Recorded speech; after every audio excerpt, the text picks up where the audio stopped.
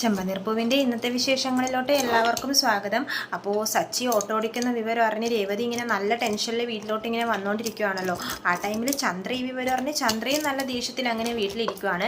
രേവതി ഇങ്ങനെ വീട്ടിൽ കയറുന്നതും ചന്ദ്ര പറയുന്നുണ്ട്, നിക്കടേ അവിടെ, ഇന്നത്തെ കറക്കൊക്കെ നിൻ്റെ കഴിഞ്ഞോ എന്ന് ചോദിക്കുമ്പോൾ രേവതി പറയും, അമ്മേ ഞാൻ പൂക്കടയിൽ പോയതല്ലേ എന്ന് പറയുമ്പോഴേക്കും ചന്ദ്ര പറയുന്നുണ്ട്, ഇങ്ങനെ പോയാൽ നീ ആ പൂക്കടയിൽ തന്നെ ഇരിക്കേണ്ടി വരും, കാരണം നിൻ്റെ ഭർത്താവിന് വേറെ വരുമാന മാർഗ്ഗങ്ങളൊന്നും ഇല്ലല്ലോ എന്ന് പറയും. അപ്പോൾ നമ്മുടെ ശ്രീകാന്ത് ചോദിക്കുന്നുണ്ട്, അതെന്താമേ സച്ചേട്ടൻ നല്ല രീതിയിൽ തന്നെയല്ലേ വണ്ടി ഓടിച്ചൊക്കെ ജീവിക്കുന്നതെന്നൊക്കെ പറയുമ്പോൾ ചന്ദ്ര പറയും, അതൊക്കെ പണ്ട്, ഇവളെ കെട്ടുന്നതിന് മുമ്പ് അവൻ മര്യാദക്ക് കാർ ഓടിച്ച് നടന്നിരുന്നവനാണ്, ഇപ്പം അവൻ്റെ ഗതി കണ്ടില്ലേ എന്നൊക്കെ പറയുമ്പോഴേക്കും അവിടെ എല്ലാവരും വരും കേട്ടോ. അച്ഛനും ശ്രുതിയും എല്ലാവരും വരും. അപ്പോൾ ശ്രുതി പറയുന്നുണ്ട്, ഞാൻ അവനിട്ടൊരു പണി കൊടുക്കട്ടെ എന്ന് പറഞ്ഞിട്ട് ഇടയിൽ കയറി ഇങ്ങനെ പറയുവാണ് കേട്ടോ. പണ്ട് എനിക്ക് പണിയില്ലാത്തതുകൊണ്ട് തേപ്പ് കട തുടങ്ങാൻ പറഞ്ഞവന് അവൻ്റെ ഗതി ഇപ്പം കണ്ടില്ലേ എന്നാണ് ശ്രുതി പറയുന്നത്. അപ്പോഴേക്കും നമ്മുടെ രേവതി ശ്രുതിയെ ഇങ്ങനെ നോക്കി പേടിപ്പിക്കും കേട്ടോ. അപ്പോൾ ചന്ദ്ര രേവതിയോട് പറയുന്നുണ്ട്, നീ എന്തിനാണ് അവനെ നോക്കി പേടിപ്പിക്കുന്നത്, അവനുള്ള കാര്യമല്ലേ പറഞ്ഞതെന്ന് പറയുന്നുണ്ട്. അപ്പോൾ അച്ഛൻ ചോദിക്കുന്നുണ്ട് രേവതിയോട്, രേവതി നിനക്കിതൊക്കെ നേരത്തെ അറിയാമായിരുന്നു എന്ന് ചോദിക്കുമ്പോൾ രേവതി പറയുന്നുണ്ട്, ഇല്ലച്ച ഞാൻ ഇപ്പോഴാണ് അറിഞ്ഞതെന്ന് പറയും. അപ്പോൾ ചന്ദ്ര പറയുന്നുണ്ട്, എന്ത് ഞങ്ങൾ പറഞ്ഞപ്പോഴാണോ നീ അറിയുന്നത്? അപ്പോൾ രേവതി പറയും, ഇല്ല ഞാനിപ്പോൾ കുറച്ച് മുമ്പ് പൂമാർക്കറ്റിൽ നിന്ന് വരുമ്പോഴാണ് സച്ചേട്ടൻ ഇങ്ങനെ ഓട്ടോ ഓടിക്കുന്നത് കാണുന്നത്, അപ്പോഴാണ് ഞാൻ ഈ കാര്യം അറിഞ്ഞതെന്ന് രേവതി പറയുന്നുണ്ട്. എന്നിട്ട് രേവതി ചോദിക്കും, ഞാൻ അറിഞ്ഞത് പോട്ടെ, അമ്മ ഇതൊക്കെ എങ്ങനെ അറിഞ്ഞു എന്ന് പറയുമ്പോൾ ചന്ദ്ര കിടന്ന് തപ്പിക്കളിക്കുന്നുണ്ട്. എന്നിട്ട് പറയും, ഓട്ടോ അല്ല ഓടിക്കുന്നത്, അത് നാട്ടുകാർ മൊത്തം അറിയുമല്ലോ, ആ വഴിക്കാൻ ഞാൻ അറിഞ്ഞതെന്ന് ചന്ദ്രയും പറയുന്നുണ്ട്. അത് കഴിയുമ്പോഴേക്കും ഇതൊക്കെ കേട്ടുകൊണ്ടാണ് നമ്മുടെ സച്ചി പുറത്തുനിന്ന് റൂമിലോട്ട് കയറി വരുവാണ്. സച്ചി പറയുന്നുണ്ട്, ഒരു പന്തൽ വിളിച്ച് പുറത്ത് കെട്ടിയിട്ട് തട്ടി എല്ലാവരും കൂടി പുറത്തിരുന്ന് അനൗൺസ് ചെയ്യുന്നു പറയുമ്പോഴേക്കും അച്ഛൻ ചോദിക്കുന്നുണ്ട്, ശ്രീകാന്ത് ചോദിക്കും, സച്ചിയേട്ടൻ ഇപ്പോൾ ഓട്ടോ ആണോ ഓടിക്കുന്നതെന്ന് ചോദിക്കും. അപ്പോൾ സച്ചി പറയും, ഞാൻ ഓട്ടോ ഓടിക്കും, അതിനെന്താണെന്ന് ചോദിക്കും. അപ്പോൾ ശ്രുതി പറയുവാണ്, വലിയ പ്രമോഷൻ കിട്ടിയ പോലെയാണല്ലോ നീ പറയുന്നത്. അപ്പോൾ സച്ചി ഇങ്ങനെ വന്നിട്ട് ശ്രുതിയോട് പറയും, ഞാൻ പ്രമോഷൻ കിട്ടിയ പോലെ തന്നെയാണ് പറയണേ, ഞാൻ ഓട്ടോ ഓടിക്കും, ഓട്ടോ ഓടിക്കും, കാരണം ഞാൻ പണിയെടുക്കുന്നുണ്ട്, അല്ലാതെ നിന്നെ പോലെ വെറുതെ ഇരിക്കുന്നതല്ല എന്ന് പറഞ്ഞ് ശ്രുതിയെ പുച്ഛിക്കുവാണ്.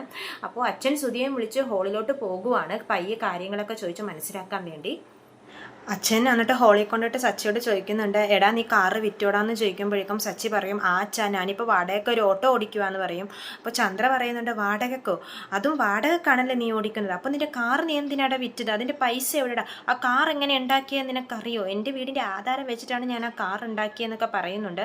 അപ്പോൾ സച്ചി പറയുന്നുണ്ട്, അച്ഛാ അതിൻ്റെ കാരണം എന്താണെന്ന് ഞാൻ പറയാം, പക്ഷേ അച്ഛൻ അത് മനസ്സിലൊരു ബുദ്ധിമുട്ടുണ്ടാക്കും നോർത്തിട്ടാണ് ഞാൻ ഇതുവരെ പറയാണ്ടിരുന്നത് എന്നൊക്കെ പറയും.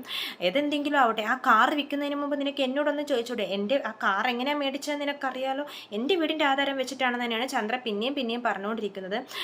എന്താവശ്യമാണെങ്കിലും നീ അത് എന്നോട് പറയണം, അതോ നീ ആ കാർ വിറ്റാണോ, നിൻ്റെ ഭാര്യയ്ക്ക് കുറേ സ്വർണം മേടിച്ചു കൊടുക്കുമെന്ന് പറഞ്ഞല്ലോ, ഇനി ഈ കാർ വിറ്റ കാശ് കൊണ്ട് മേടിച്ചു കൊടുക്കുമെന്നാണോ നീ ഉദ്ദേശിച്ചതെന്ന് പറയുമ്പോഴേക്കും രേവതി പറയുന്നുണ്ട്, എൻ്റെ ഭർത്താവ് കഷ്ടപ്പെട്ട് അധ്വാനിച്ചിട്ടാണ് എനിക്ക് മേടിച്ചു തരാമെന്ന് പറഞ്ഞത്, അല്ലാണ്ട് ഇങ്ങനെ കാർ വിറ്റ കാശ് കൊണ്ടൊന്നല്ല എന്ന് പറയുന്നുണ്ട്.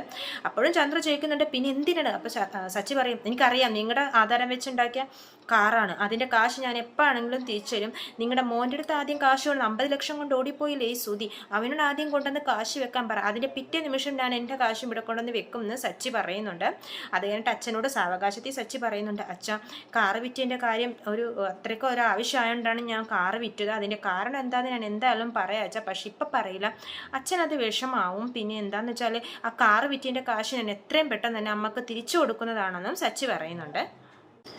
എന്നിട്ട് സച്ചി ആ സംഭാഷണം അവസാനിപ്പിച്ച് അവിടെ നിന്നും പോകുവാണ്. ആ അച്ഛനും പറയുന്നുണ്ട്, ഇനി ഇതിനെപ്പറ്റി ഇവിടെ ആരും സംസാരിക്കരുത്, അവൻ സമയമാകുമ്പോൾ എല്ലാം പറയുകയും ചെയ്യും, കാശ് തരുകയും ചെയ്യും എന്ന് പറഞ്ഞ് അച്ഛനും പോകുവാണ്. അപ്പോൾ ശ്രുതി വന്ന് ചന്ദ്രയോട് പറയുന്നുണ്ട്, എന്താ അമ്മ അച്ഛൻ ഇങ്ങനെ, ഞങ്ങൾ എന്തെങ്കിലുമൊക്കെ സംഭവിക്കുന്നോർത്ത് പറഞ്ഞപ്പോഴേക്കും സച്ചിയുടെ കാര്യത്തിൽ എന്താ ഇങ്ങനെയെന്ന് പറയുമ്പോഴേക്കും ചന്ദ്ര പറയുന്നുണ്ട്, അല്ലെങ്കിൽ അദ്ദേഹം അങ്ങനെയാണ്, സച്ചി തലയിൽ വെച്ചാൽ നടക്കുന്നത്, അവൻ എന്ത് തെറ്റ് ചെയ്താലും ഇദ്ദേഹം ഒന്നും പറയാൻ പോകുന്നില്ല എന്ന് പറഞ്ഞിട്ട് ആ സംഭാഷണം അവിടെ തീരുവാണ്. പിന്നെ അടുക്കളയിൽ വെച്ച് രേവതി സച്ചിയോട് ചോദിക്കാൻ ഒരുങ്ങുന്നുണ്ട്, എന്തിനാണ് കാറ് വിറ്റതെന്നും എന്താ കാരണം എന്നൊക്കെ. പക്ഷേ സച്ചി ഒരു കാരണവശാലും ഒന്നും വിട്ടു പറയുന്നില്ല. സച്ചി പറയുന്നത്, നിനക്ക് എന്നെ ഉപദേശിക്കാനും എന്നെ ചീത്ത പറയാനും മാത്രമല്ല നേരുള്ളൂ, നീ നിന്റെ അനിയനെ പോയി ഉപദേശിക്കുന്നൊക്കെ പറഞ്ഞ് രേവതിയെ ചീത്ത പറയുവാണ്. ഒരു പെങ്കൊച്ച് വീട്ടിൽ നിന്ന് ഇറങ്ങിപ്പോയാൽ എന്തിനു പോയി, എവിടെ പോകണു എന്ന് 100 ചോദ്യങ്ങളാണ്, പക്ഷെ ഒരു ആങ്കൊച്ചാണെങ്കിലോ അങ്ങനെ ചോദിക്കത്തില്ല, നിങ്ങളത് ചോദിക്കാത്തതുകൊണ്ടാണ് ഇപ്പോൾ ഈ അനുഭവിക്കുന്നത്, നിങ്ങളൊക്കെ അനുഭവിക്കും കിടക്കുന്നേ ഉള്ളൂ എന്ന് പറയുമ്പോഴേക്കും രേവതി പറയുന്നുണ്ട്, അവനിപ്പോൾ മാന്യമായിട്ട് തന്നെയാണ് ജോലി ചെയ്ത് ജീവിക്കുന്നത്, ഞാനിപ്പോൾ ചോദിക്കുന്നത് സച്ചിയേട്ടൻ്റെ കാര്യമാണ്, അതിപ്പോൾ പറയുമ്പോൾ സച്ചിയേട്ടൻ പറയുന്നുണ്ട്, എനിക്കിപ്പോൾ അത് പറയാൻ മനസ്സില്ല, നീ എന്താണെന്ന് വെച്ചാൽ ചെയ്തു, ഞാൻ സമയമാകുമ്പോഴേ അത് പറയുള്ളൂ എന്ന് പറഞ്ഞ് സച്ചി പോകുവാണ്. പിന്നെ കാണിക്കുന്നത് രേവതി മഹേഷിൻ്റെയൊക്കെ ടാക്സി സ്റ്റാൻഡിൽ പോകുവാണ്. അവിടെ ചെന്ന് മഹേഷിനോട് ചോദിക്കുവാണ്, ഞാൻ എല്ലാ കാര്യങ്ങളും അറിഞ്ഞു, എല്ലാം ഞാൻ അറിഞ്ഞിട്ടാണ് ഇപ്പോൾ വരുന്നതെന്ന് പറയുമ്പോൾ മഹേഷ് ഓർക്കും മറ്റ് CCTVയുടെ കാര്യങ്ങളാണെന്ന്. അതൊക്കെ ശരത്തിൻ്റെ കാര്യങ്ങളൊക്കെ രേവതി അറിഞ്ഞിട്ടാണ് വരുന്നതെന്ന് ഓർത്ത് മഹേഷ് അത് പറയാൻ പോകുമ്പോഴേക്കും രേവതി പറയും, നിങ്ങൾ ഇനിയും പിന്നെയും കള്ളങ്ങൾ പറയേണ്ട, സച്ചേട്ടൻ എന്തിനാ കാറ് വിറ്റിയെന്ന് പറയുമ്പോഴാണ് മഹേഷ് മനസ്സിലാക്കുന്നത്, ഓ ഇത് കാറ് വിറ്റിൻ്റെ കാര്യം അറിയാൻ വേണ്ടിയാണ് രേവതി വന്നിരിക്കുന്നതെന്ന് ഓർക്കും. അപ്പോൾ മഹേഷ് പറയും, അന്ന് ശരത്ത് സച്ചി ആൻ്റണീനെയൊക്കെ തല്ലിയതിൻ്റെ പ്രതികാരമായിട്ട് ശരത്തിനെയൊക്കെ തല്ലിയില്ലേ, അപ്പോൾ എത്രയും പെട്ടെന്ന് ഞങ്ങൾ എല്ലാവരും കൊടുക്കാനുള്ള കാശ് കൊടുക്കണം എന്ന് പറഞ്ഞു, അല്ലെങ്കിൽ ഞങ്ങളുടെ ടാക്സിയൊക്കെ പിടിച്ചുകൊണ്ട് പോകുമെന്ന് പറഞ്ഞു. പിന്നെ സച്ചിയോട് ആൻ്റണിയുടെ കാലിൽ വീണ് മാപ്പ് അപേക്ഷിച്ച ടാക്സി ഒന്നും കൊണ്ടുപോകില്ല എന്ന് പറഞ്ഞു. സച്ചി അങ്ങനെ ഒരാളുടെയും കാലിൽ വീഴില്ലല്ലോ. ഇതൊക്കെ കേട്ടപ്പോൾ രേവതിക്ക് നല്ല ദേഷ്യം വരുന്നുണ്ട്.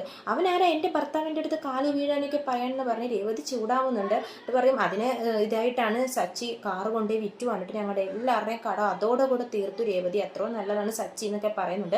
ആൻ്റണിയുടെ കാലിൽ വീഴാൻ പറഞ്ഞ കാര്യം ഓർത്തിട്ട് രേവതിക്ക് നല്ല ദേഷ്യം വന്നിരിക്കുവാണ്. അപ്പോൾ ബാക്കി വിശേഷങ്ങൾ ഞാൻ എൻ്റെ ചാനലിലൂടെ അപ്ലോഡ് ചെയ്യാം. ചാനൽ സബ്സ്ക്രൈബ് ചെയ്യാത്തവർ സബ്സ്ക്രൈബ് ചെയ്യണേ. എല്ലാവർക്കും നന്ദി.